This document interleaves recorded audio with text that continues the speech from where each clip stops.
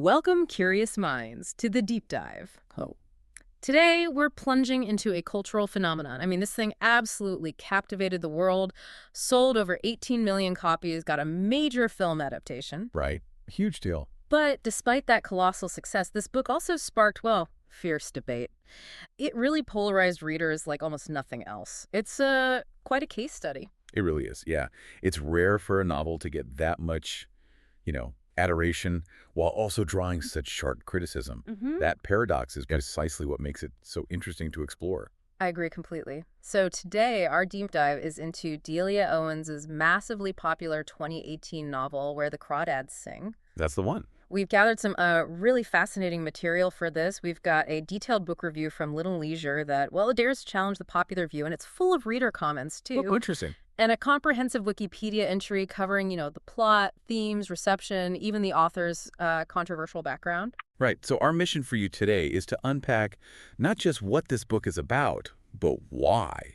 Why did it get so huge? Yeah, and where did the critics find fault? Exactly. And what surprising layers are there? Yeah. Themes, the author's own life. By the end, you'll have, hopefully, a nuanced understanding of this novel that just captivated millions, so you can form your own informed opinion. Okay, let's unpack this. Let's do it. To really get into this phenomenon, let's start with the book itself. What's the core story? Well, at its heart, Where the Crawdads Sing works across two intertwining timelines. Okay. So on one hand, you're immersed in this isolated coming-of-age story, a young girl named Kaya living in the North Carolina marshes. And the other hand? The other is you're tracking an investigation into the apparent murder of a local celebrity, Chase Andrews. So coming-of-age meets murder mystery. Got it. And what a phenomenon it became. You mentioned the sales. Oh, yeah. By April of last year, over 18 million copies worldwide. And it's spent an astonishing 150 weeks on the New York Times bestseller lists. I mean, that's real staying power. Definitely. And Reese Witherspoon's book club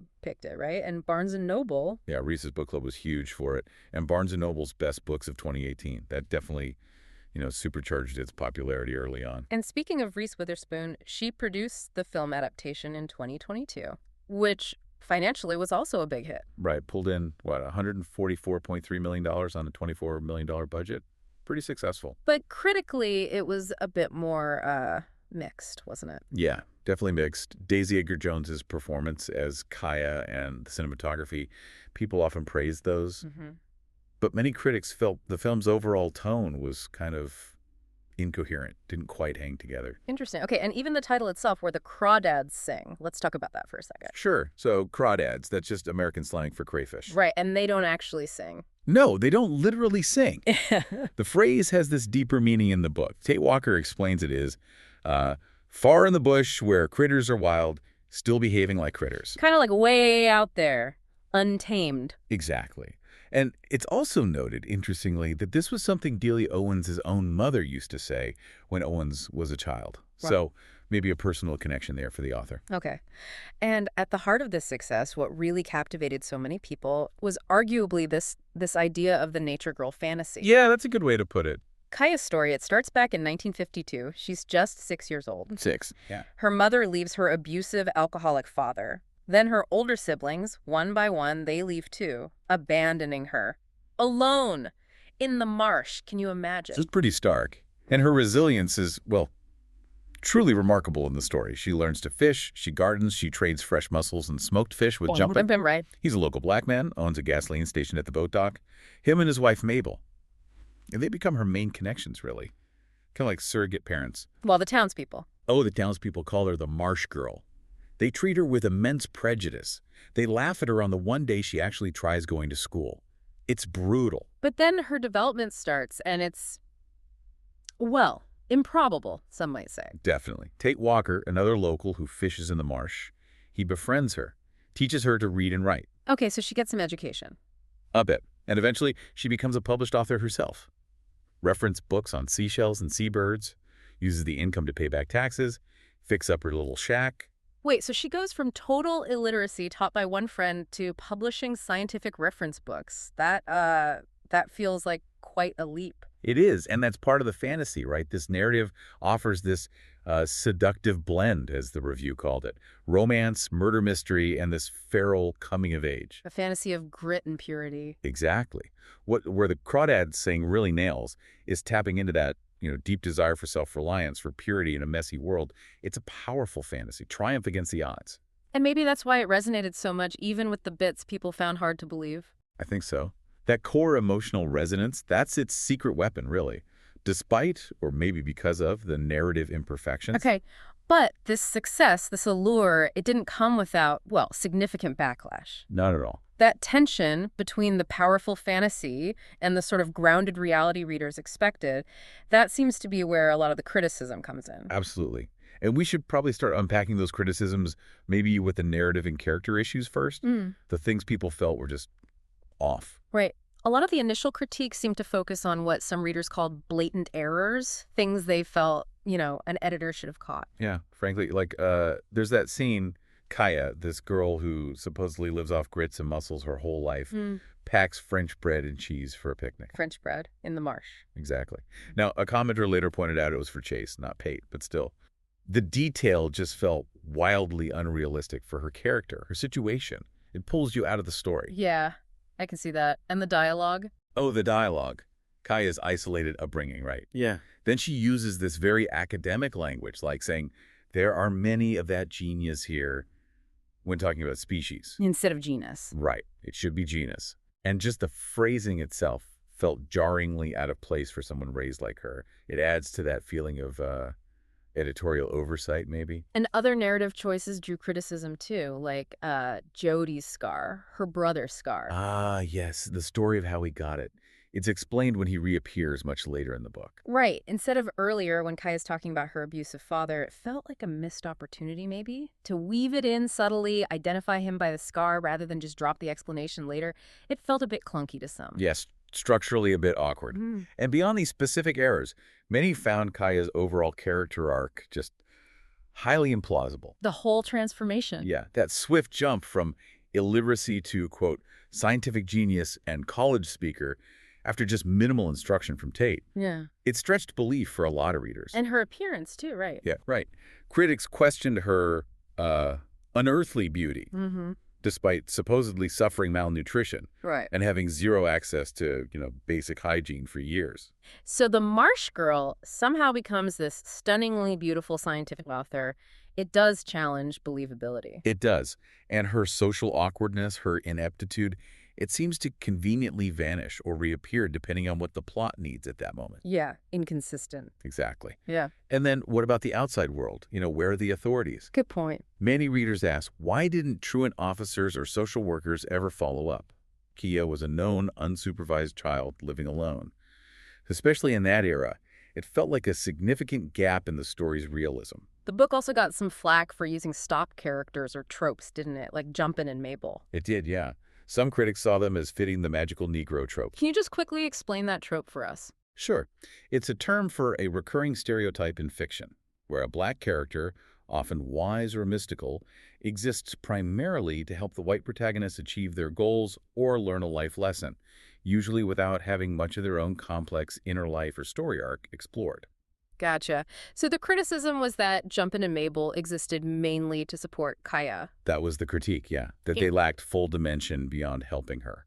And similarly, Tate and Chase were often described as pretty cardboard, the standard good boy versus bad boy. Right, archetypes more than characters. And then there were the poems, the Amanda Hamilton poems. Oh, the poems, yes. A lot of readers found them, disruptive. Their frequent insertion felt like it interrupted the flow of the main story. And the big reveal about who the poet was. Yeah, the eventual reveal that Kaya was Amanda Hamilton. One reviewer called it elementary. For many, it just didn't land as a powerful or surprising twist. Okay. So issues with character, plot details, tropes. But the criticism didn't stop there. Geography and dialect were also major points, especially for people familiar with the setting. Oh, absolutely. This was a big one for North Carolina natives. They quickly pointed out some pretty glaring geographical mistakes. Like what? Like characters supposedly driving all the way across the state to Asheville for everyday things. That's like an 8 to 12-hour drive back in the 50s or 60s from the coast. Instead of closer cities? Yeah, it's the much closer eastern NC cities like Greenville or Jacksonville. And even specific details like bus routes mentioned didn't quite check out for the time and place. And a biological error, too, you A mentioned. pretty crucial one for a book so focused on nature. Crawdads live in fresh water, not the salt or brackish water of the coastal marsh where Kaya lives. Ooh, that's a detail an expert like Owens might be expected to get right. You'd think so? And then there was the southern dialect. Ah, yes. How was that received? Not well by many. Critics, especially southern readers, called Owens's portrayal horrible, even insulting. They felt it was inauthentic, inconsistent, just not right. That's strong criticism, a sense of misrepresentation. Definitely. It clearly struck a nerve. Okay, now, for listeners who've read the book, or if you're okay with a major spoiler, this next part sparked probably the most intense debate, and frankly, it really threw me when I read it. Yeah, this is the big one for many. Let's talk about the controversial murder plot. Right. The ending. The big implausible twist ending, as many saw it.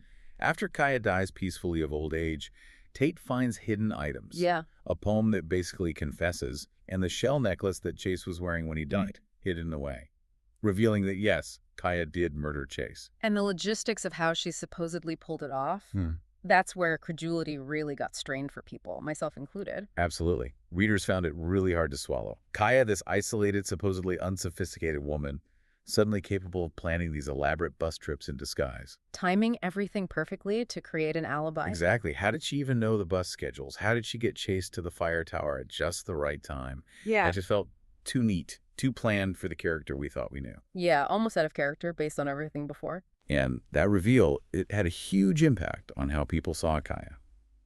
For many, this premeditated murder, and the fact that she never shows any remorse or guilt, not even in her private thoughts, it just ruined her character. Transformed her from this sympathetic victim into an untrustworthy liar, even deceiving Tate, the man she supposedly loved, for her entire life. And it really brings up that tough moral question, doesn't it? It does. Is being a wronged woman or surviving an attempted rape, does that justify premeditated murder? And the book's perceived lack of really digging into that complexity, that was a major flaw for many readers. It felt like it presented the murder and then kind of backed away from the really difficult ethical fallout. Skirted the issue, yeah. The critiques also broadened out, looking at the book's overall themes and even its genre. Like the nature parallels. Exactly.